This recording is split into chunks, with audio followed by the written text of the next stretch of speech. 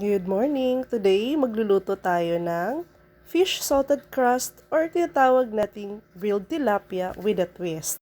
Maganda tayo ng tilapia, asin, at lemongrass. Sa case ko po, walang lemongrass, ay ayos lang po yun. Pero kung meron sana, mas maganda para at least bumangoy yung inihaw natin at mas lalong sumarap. Ang isdang tilapia po ay nanggaling sa matabang tubig. Karaniwan po, pagkagaling sa matabang tubig, ang uri ng mga isda dito ay napakalansa. So, maigi pong linisin ng maayos ang ating isda, tanggalan ng hasang, sa tiyan naman, tanggalin yung bituka. Sa kaliskis naman, wag po natin siyang linisan dahil maya-maya po, ididiin po natin yan sa asin. Kaya po natin siya hindi tinanggalan upang kapag nalagyan natin ng asin, hindi po siya manunuot sa loob ng isda.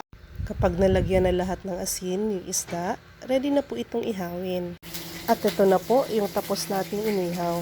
Mas lalong sasarap ang ating inihaw pag meron tayong sausawan. Sa mangkok, lagyan natin ng toyo. Meron ka ba nun? Toyo, kalamansi, sibuyas, at kamatis. Dahil sili is life, idagdag na rin natin. Paano naman pag wala kang kalamansi? Ayos lang po yun. Marami naman tayong alternatives. Pwede kang gumamit ng lemon, lime, suka, kung naka-pouch. Kung saan ka masaya, ayos lang yun. Pwede namang suka, asin. Nasa inyo na po yun. This is Beth, your host for today. Ciao!